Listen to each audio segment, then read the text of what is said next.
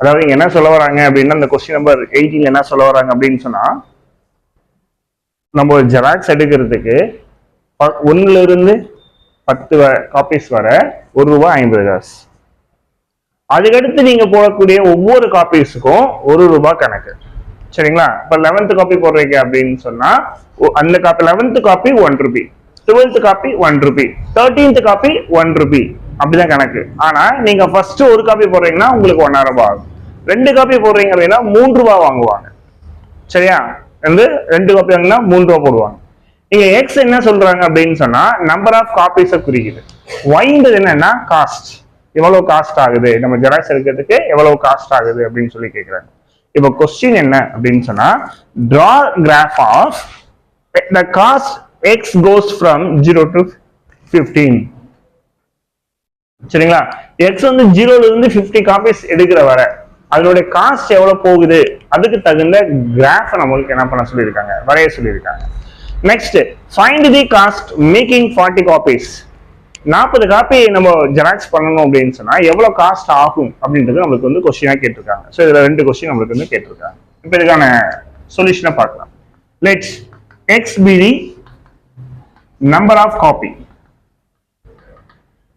And Y be the cost. Y be the cost. அப்ப நம்ம X வச்சுக்கிறோம், இங்க ஒய் வச்சுக்கிறோம். இப்போ உங்களுக்கு 0 காப்பீஸ் போட்டா நம்மளுக்கு என்னதான் 0 தான். 1 காப்பி போட்டீங்கன்னா 1.50. 2 காப்பீஸ் போட்டீங்க அப்படின்னு சொன்னா நம்மளுக்கு வந்து 3.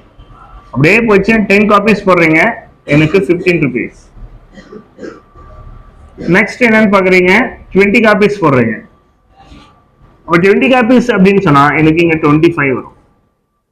ஏன் சார் அப்படின்னா ஃபர்ஸ்ட் 10 காப்பீஸ் என்ன ஆயிடுச்சு, எனக்கு ₹15. அதுக்கு பின்னாடி போடக்கூடிய ஒவ்வொரு காப்பிக்கு என்னதான் ₹1 தான். சரி, அப்போ இன்னும் 10 ஆயிடும்.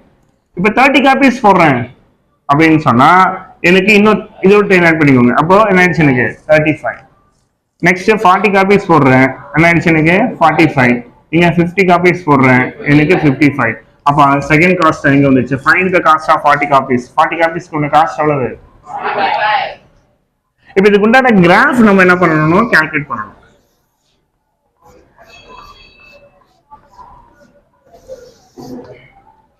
இப்போ இதுல பாத்தீங்கன்னா எக்ஸ் ஆக்சிஸ்ல வந்து என்ன எடுத்துக்கிட்டு அப்படின்னு சொன்னா 10 copies, 20 copies, 30 copies, 40 copies, 50 copies எடுத்துக்கிட்டேன். ஒய் ஆக்சிஸ்ல வந்து என்ன எடுத்துக்கிறேன் அப்படின்னு சொன்னா காஸ்ட் ₹10, ₹20, ₹30, ₹40, ₹50, ₹60, தென் என்ன ஆயிடுச்சு அப்படின்னா ₹70. இப்போ இங்க எனக்கு இங்க எத்தனை இருக்கும்னா 10 காப்பீஸ் லைனா இருக்கும். இப்போ ஒரு காப்பி எடுத்தீங்கன்னா இங்க என்ன ஆயிடுச்சு அப்படின்னு சொல்லி பாத்தீங்கன்னா இங்க அதே மாதிரி 10 லைன்ஸ் டிரா பண்ணீங்க அப்படின்னு சொன்னா 1க்கு 2 கிடையாது 1.5 இந்த இடத்துல வரும். இங்க 2 எடுத்தீங்க அப்படின்னு சொல்லி பாத்தீங்கன்னா 3 காப்பீஸ் வரும். ஆக எனக்கு என்ன ஆகும் அப்படின்னு சொல்லி பாத்தீங்கன்னா இந்த 10 காப்பீஸ் எடுக்கும்போது என்னுடைய காஸ்ட் வந்து ₹15 நிற்கும். அப்ப இந்த 15 இங்கேயே மேட்ச் ஆகக்கூடிய பாயிண்ட், அதாவது இந்த இடம் பாருங்க, இது வரையும் எனக்கு என்ன இருக்கும் அப்படின்னு சொன்னா ஒரு ஸ்ட்ரைட் லைனா இருக்கும். ஏன்னா டைரக்ட் வேரியேஷன் வரும். ஒரு காப்பினா 1.5, 2 காப்பீஸ்னா ₹3, 4 காப்பீஸ் அப்படின்னு சொன்னா நம்மளுக்கு வந்து அப்படியே அந்த வேல்யூஸ் என்னாயிட்டே அப்படியே போயிட்டு இருக்கோம், மாறிக்கிட்டே இருக்கும்.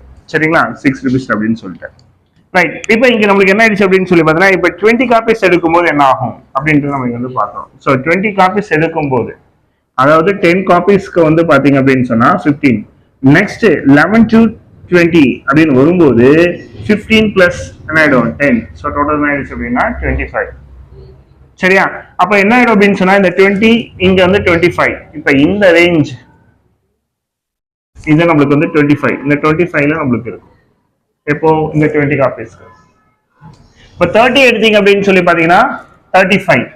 அப்ப 30ல இன்னைக்கு என்ன ஆகும் அப்படின்னு சொல்லி பாத்தீங்கன்னா 35 இந்த இடத்துல இருக்கும். அதுக்கு இந்த 40 எடுத்தீங்க அப்படின்னு சொல்லி பாத்தீங்கன்னா இப்போ 40 அப்படின்னு சொல்லி போது என்ன ஆயிடுச்சு நம்மளுக்கு 40 காப்பீஸ். இப்போ 50 அப்படின்னு சொன்னா நம்மளுக்கு இந்த இடத்துல என்ன இருக்கும் 50 காப்பீஸ். அப்போ இந்த 50க்கு இந்த 55 எடுத்து அப்படியே என்ன பண்ணுங்க அப்படியே கிராஃப் போடுங்க. சரிங்களா?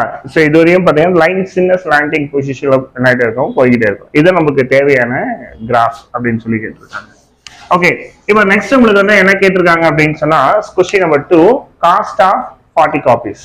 நம்மளுக்கு இங்க எழுதுவோம் question number 2ல.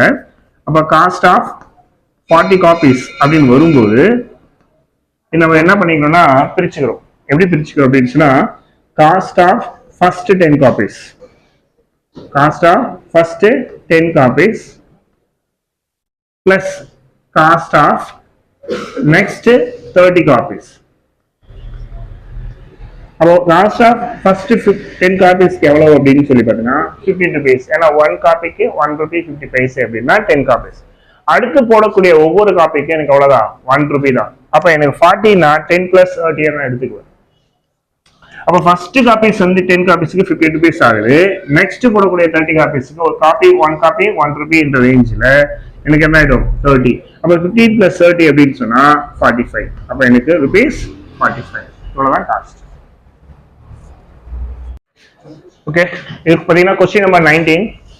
Find at least 2 equations of the straight lines in the family y is equal to 5x plus b for which b and x coordinates of the point of intersection of the lines 3x minus 4y equal to 6 are integers.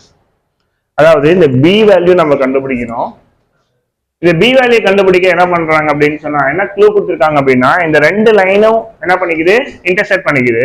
அப்படி intersect பண்ணா இதோட point of intersection அதுல X coordinate என்னவா இருக்கணும் இன்டிஜராக இருக்கணும்.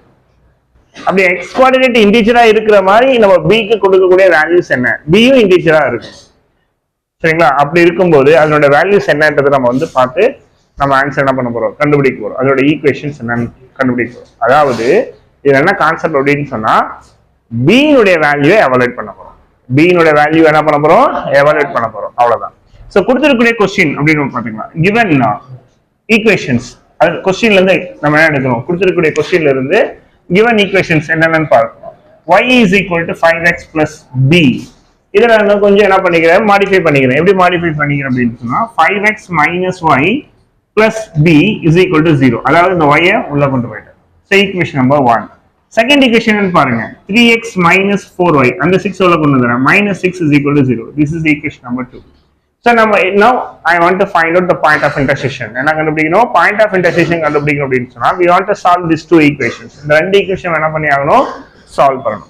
So ரெண்டு equation solve பண்ண நான் என்ன பண்ணேன்னா ஃபர்ஸ்ட் ஈக்குவேஷனை 4 ஆல என்ன பண்ணிடுறேன் மல்டிப்ளை பண்ணிடுறேன். சோ ஃபர்ஸ்ட் ஈக்குவேஷன் 4 ஆல மல்டிப்ளை பண்ணா எனக்கு என்ன கிடைக்கும் 20x minus 4y plus 4b equal to 0. Second equation அப்படியே எடுத்து எழுதிக்கிறேன். செகண்ட் ஈக்குவேஷன் என்ன கொடுத்திருக்காங்க பாருங்க 3x minus 4y minus 6 is equal to 0. அப்படியே இப்போ நான் சப்ட்ராக்ட் பண்ணேன்னு வெச்சுக்கோங்களேன். சப்ட்ராக்ட் பண்ணும்போது எனக்கு என்ன ஆயிடும் கேன்சல் ஆயிடும். 20x ல 3x வச்சுனா 17x. இந்த இடத்துல 4b plus 6 equal to என்ன ஆயிடும் 0. இப்போ இதுல நான் x மட்டும் கண்டுபிடிக்க போறேன். அப்ப 17x is equal to இப்போ என்ன ஆயிடும் அந்த பக்கம் minus 4b plus 6 அங்க போச்சுனா minus 6. அப்ப x is equal to minus 4b minus 6 divided by என்னவா இருக்கும் 17.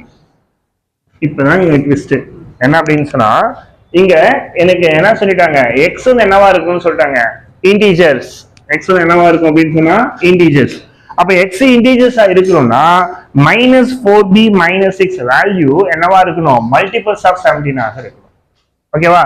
இப்போ இங்க எழுத பாருங்க since x is an integer அப்படின்னு சொன்னா implies என்ன சொல்ல வரேன் அப்படின்னா இந்த minus 4b minus 6 இதனுடைய வேல்யூ எதால டிவைட் ஆகுது 17 ஆல டிவைட் ஆகுது இல்லையா?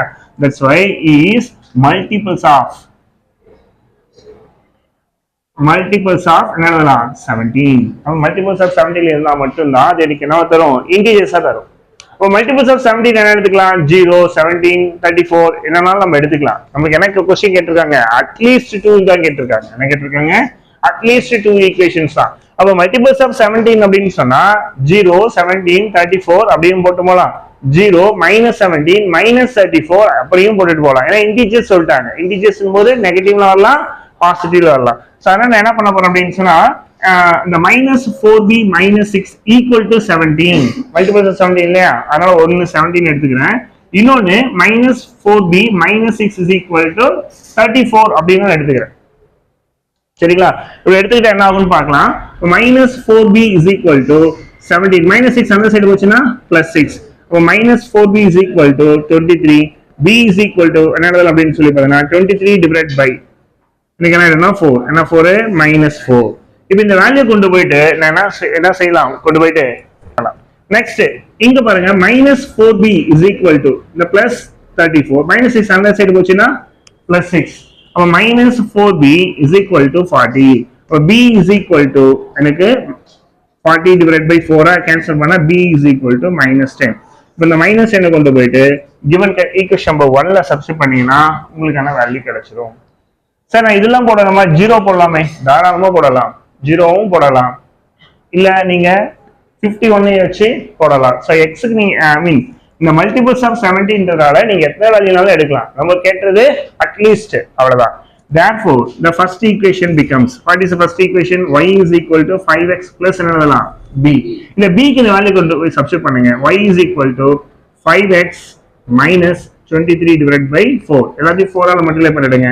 இப்போ 4y is equal to 20x minus 23. Arrange பண்ணுங்க. 20x minus 4y minus 23 equal to 0. இது ஒரு ஈக்குவேஷன்.